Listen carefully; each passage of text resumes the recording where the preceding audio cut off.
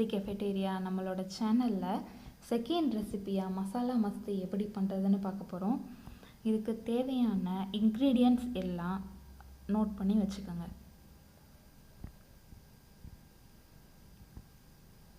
First step, mushroom, cauliflower, tomato பியூரி, சின்ன புளியை ஊற வச்சு கரைச்ச தண்ணி எடுத்துக்கோங்க.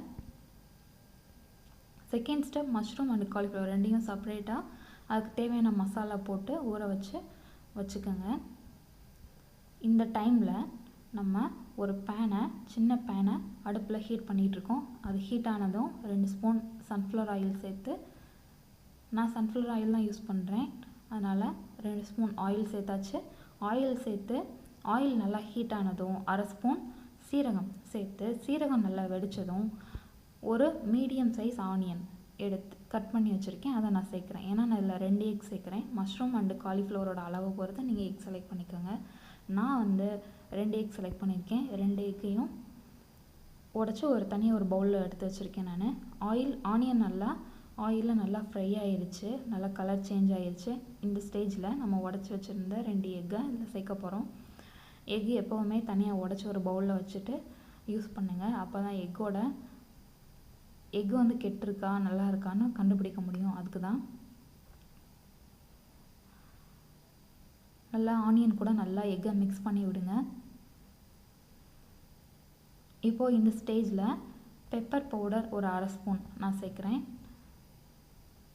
அடுத்து இந்த 2 எக் அண்ட் ஆனியனுக்கு தேவையான அளவு உப்பு ஒரு 1/2 ஸ்பூன் சேர்த்து நல்லா ஃப்ரை பண்ணுங்கள். நம்மளோட எக் பொடி மாஸ் ஃபைனலாக அந்த பேனில் ஒட்டாமல் வரும். அந்த எக் பொடி மாஸ், நம்மளோட எக் பொடி மாஸ் ரெடி ஆகிடுச்சு. இப்போ ஃப்ளேம் ஆஃப் பண்ணிவிட்டு ஒரு பிளேட்டுக்கு எக் பொடி மாஸை எடுத்து வச்சுருங்க.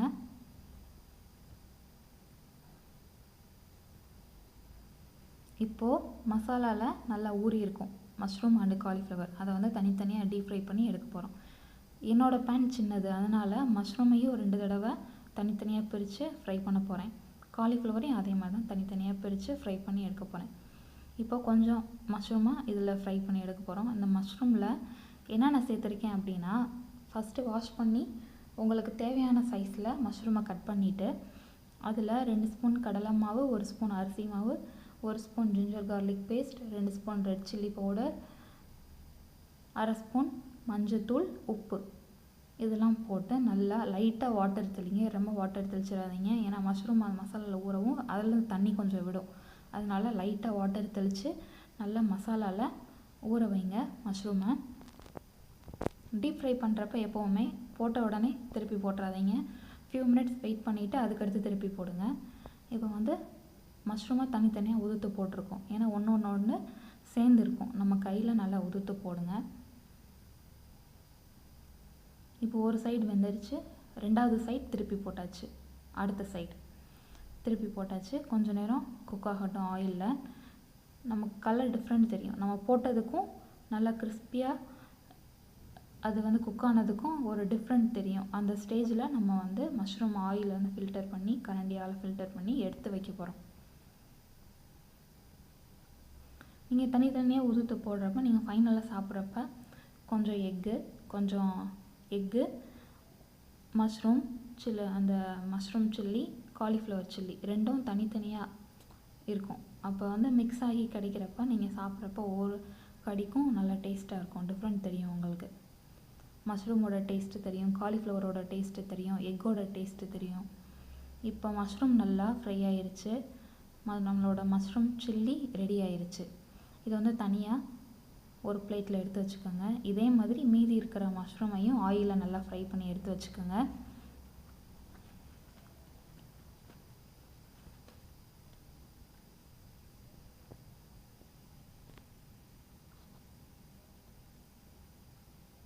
நம்மளோட கிறிஸ்பியான மஷ்ரூம் சில்லி ரெடி.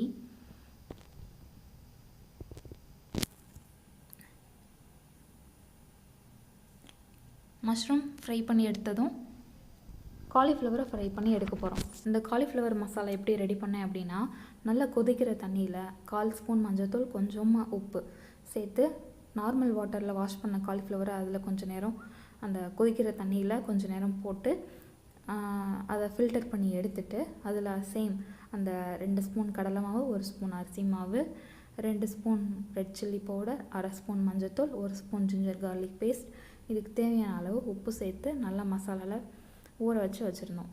அதையும் இப்போ டீப் ஃப்ரை பண்ணி எடுக்க போகிறோம். இதையும் அதே மாதிரி தனித்தனியாக உதுத்து போட்டு விடுங்க. நல்லா டீப் ஃப்ரை பண்ணி கிறிஸ்பியாக எடுக்க போகிறோம்.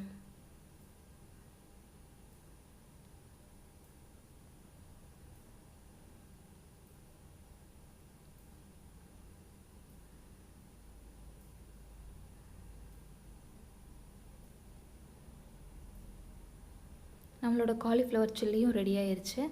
இதை அந்த கரண்டி வச்சு நல்லா ஆயிலை ஃபில்டர் பண்ணி பிளேட்டில் எடுத்து வச்சுக்கோங்க. நான் ஒரு பாதி தான் ஃப்ரை பண்ணி எடுத்திருக்கேன். மீதியும் பவுலில் கொஞ்சம் இருக்குது. அதையும் இதே மாதிரி டீப் ஃப்ரை பண்ணி எடுத்து வச்சுக்கோங்க. வீட்டில் யாராச்சும் உங்களுக்கு ஸ்பெஷல் கெஸ்ட் யாராச்சும் வந்திருந்தாங்க அப்படின்னா இந்த மாதிரி டிஃப்ரெண்ட்டாக செஞ்சு கொடுத்தீங்க அப்படின்னா நல்லா விரும்பி சாப்பிடுவாங்க. நல்லா சூப்பராக இருந்தது அந்த டிஷ்ஷு. ரெஸ்டாரண்ட் ஸ்டைலில் சூப்பராக இருந்துச்சு. மீதி இருக்கிற காலிஃப்ளவரையும் ஃப்ரை பண்ணி எடுக்க போகிறோம். ஃபைனல் ஸ்டெப்புக்கு தேவையான இன்க்ரீடியன்ட்ஸ் பார்த்துக்கோங்க.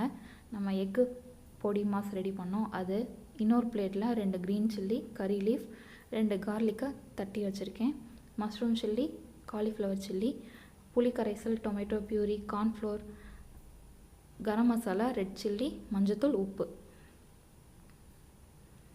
இப்போ பேன் ஹீட் ஆகட்டும். பேன் ஹீட் ஆனதும் 2லேருந்து 3 ஸ்பூன் சன்ஃப்ளவர் ஆயில் சேர்த்துருக்கேன்.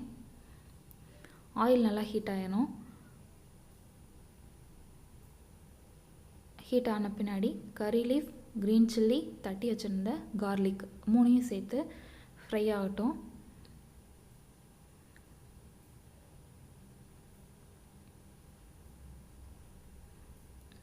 அடுத்து நம்ம சின்னதாக புளியை ஊற வச்சு அந்த கரைச்ச தண்ணி, அந்த புளி கரைசலை சேர்க்க போகிறோம்.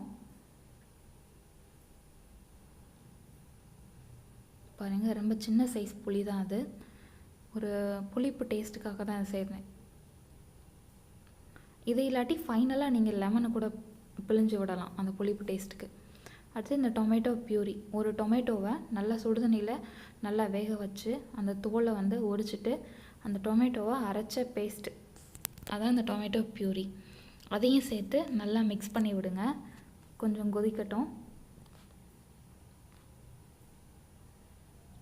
இப்போ இந்த ஸ்டேஜில் நம்ம மசாலா, உப்பு இதெல்லாம் சேர்க்க போகிறோம். இப்போ கொஞ்சமாக 1/2 ஸ்பூன் உப்பு இதுக்கு சேர்த்துருக்கேன். சேர்த்துட்டு நல்லா மிக்ஸ் பண்ணி விடுங்க.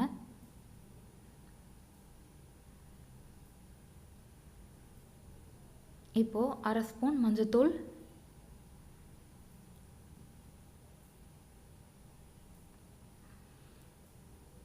2 ஸ்பூன் காஷ்மீரி சில்லி பவுடர். ஏற்கனவே மஷ்ரூம் அண்ட் காலிஃப்ளவரில் ரெட் சில்லி போட்டிருக்கோம், அதுவே ஸ்பைஸியாக இருக்கும். அதனால் ஒரு கலருக்காக காஷ்மீரி சில்லி பவுடர் எடுத்திருந்தேன். 2 ஸ்பூன் கரம் மசாலா பவுடர், 3 சேர்த்து நல்லா அந்த டொமேட்டோ கூட நல்லா மிக்ஸ் பண்ணி விடுங்க. இந்த ஸ்டேஜில் உங்களுக்கு வாட்டர் வேணும் அப்படின்னா சேர்த்துக்கோங்க. நான் வாட்டர் சேர்க்கலை. அதுக்கு பதிலாக கார்ன்ஃப்ளவர் மிக்ஸ் பண்ண வாட்டர் தான் சேர்த்துருக்கேன். எக்ஸ்ட்ரா வாட்டர் நான் சேர்க்கலை. உங்களுக்கு லைட் பேஸ்ட்டாக வேணும் அப்படின்னா கொஞ்சம் தண்ணி சேர்த்துக்கலாம்.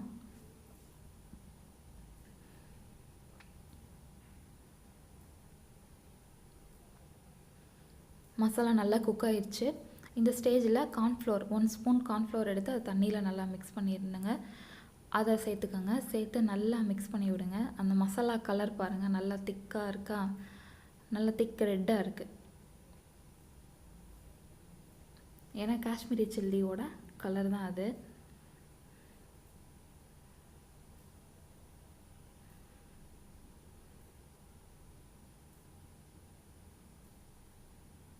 இப்போது உப்பு செக் பண்ணி பாருங்கள். உப்பு பத்தலை அப்படின்னா சேர்த்துக்கோங்க. என்னோட அந்த மசாலாலேருந்து உப்பு பத்தலை, அதனால் கொஞ்சமாக நம்ம உப்பு சேர்த்துருக்கேன். இப்போது மஷ்ரூம் சில்லியை சேர்த்தாச்சு. சேர்த்து அந்த மசாலாவில் நல்லா மிக்ஸ் பண்ணியாச்சு. இப்போது காலிஃப்ளவர் சில்லி அதையும் சேர்த்து நல்லா அந்த மசாலாவில் மிக்ஸ் பண்ணி விடுங்க. இது ரெண்டும் சேர்த்த பின்னாடி ஃப்ளேம் ஆஃப் பண்ணிடலாம். ஏன்னா மசாலா நம்ம தண்ணி சேர்க்காதனால ஹீட்டாக அது ரொம்ப திக்காகிறப்ப அடி பிடிக்க ஆரம்பிச்சிடும். அதனால் காலிஃப்ளவர் அண்ட் மஷ்ரூம் ரெண்டையும் சேர்த்த உடனே ஃப்ளேம் ஆஃப் பண்ணிவிட்டு ஃபைனலாக எக்கு சேர்த்துட்டு அடுத்து கொரியாண்டர் லீஃபை போட்டுக்கலாம். இப்போது எக் பொடிமா சேர்த்து நல்லா மிக்ஸ் பண்ணி விடுங்க.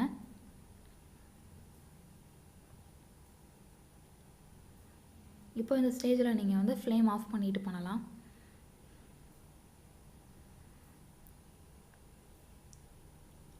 இதுக்கு இன்னொரு பேரும் வச்சுருக்கேன், ஜெம் மசாலா மஸ்தி, அதாவது கோபி எக் மஷ்ரூம். இது 3ஓட ஃபஸ்ட் லெட்டர் வச்சு ஜெம் மசாலா மஸ்தி அப்படின்னு இந்த டிஷ்ஷுக்கு ஒரு நேம் வச்சுருக்கேன். இப்போ இந்த ஸ்டேஜில் நம்மளோட கொரியாண்டர் லீஃபை வாஷ் பண்ணி அதில் சேர்த்துக்கோங்க. இப்போ இது தனியாக ஒரு பிளேட்டில் சேர்த்துக்கோங்க, எடுத்து வச்சுக்கோங்க. இது தாராளமாக 3 பேர் சாப்பிட்லாம். நல்லா இருந்தது, ரொம்ப எம்மியாக இருந்தது, ரொம்ப ஸ்பைஸியாக இருந்தது. பாருங்கள் அந்த கலர், அந்த காஷ்மீரி சில்லியோட கலர் எப்படி சூப்பராக வந்திருக்குன்னு பாருங்கள். அப்படியே ரெஸ்டாரண்ட் ஸ்டைல் டேஸ்ட் அப்படியே இருந்தது. டர்மரிக் நம்ம புளி கரைசல் சேர்த்துருக்கனால லெமன் தேவையில்லை. அது சேர்க்கல அப்படின்னா ஃபைனலாக லெமன் சேர்த்துக்கலாம். இந்த டிஷ்ஷை கண்டிப்பாக உங்கள் வீட்டில் ட்ரை பண்ணி பாருங்கள். உங்களோட ஃபீட்பேக்கை என்னோட கமெண்ட் செக்ஷனில் சொல்லுங்கள். Thank you friends. இந்த சேனல் பிடிச்சிருந்தா கண்டிப்பாக மறக்காமல் சப்ஸ்கிரைப் பண்ணுங்கள். உங்கள் ஃப்ரெண்ட்ஸ் அண்ட் ரிலேட்டிவ்ஸ்க்கு ஷேர் பண்ணுங்கள். உங்களோட சப்போர்ட் எப்போவும் எனக்கு வேணும்.